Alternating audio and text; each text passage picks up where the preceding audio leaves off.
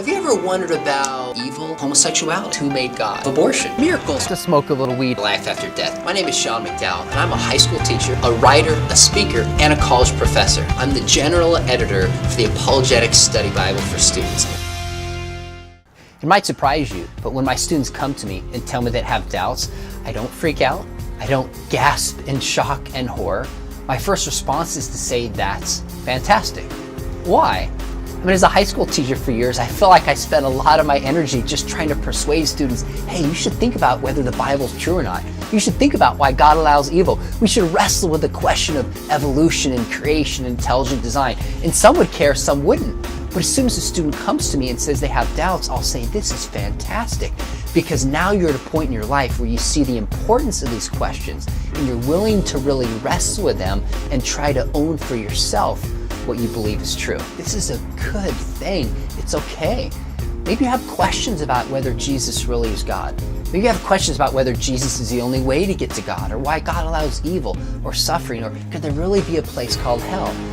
Rather than looking at this as negative, see this as an opportunity in your life and realize that you're not the only one who's had doubts. Many people have gone before you, had big questions, and found satisfying answers because they were willing to seek after truth. But you know what? If you have doubts, guess what? You're not alone. In fact, you're in good company. A lot of people don't realize, but even the apostles had doubts even after they had spent their life with Jesus when he did miracles, and even after they had seen him raised from the dead. In fact, at the end of Matthew 28, right when Jesus gives his great commission to the apostles to go out into the world and make disciples, it says that they worshiped Jesus, but some doubted. So don't beat yourself up if you have doubts. It's okay. It's great to have doubts. But what is not okay is to just let them go and to not seek and try to discover truth. In my own life, I grew up in a Christian home. I have parents who've worked for decades with a Christian ministry. When I was probably 19 or 20 years old, I started having some serious questions about what I believe. Some not just intellectual doubts, but kind of emotional doubts. I remember sitting down with my father over coffee and I said, Dad, I want you to know something. I want to know what's true. But I'm not sure I really believe that Christianity is true, not knowing what he was going to say. He looked to me instantly, he goes, son, I think that's great. My first thought was, Dad, did you hear anything that I just said?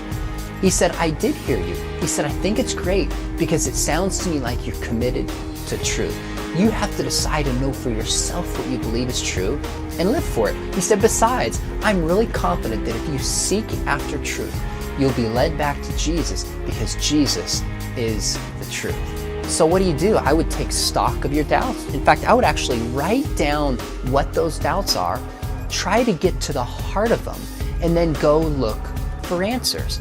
Because what I've found, the older I get and the more I study and I teach, is that there are answers for the toughest questions that are raised against Christianity. Now, don't do it alone.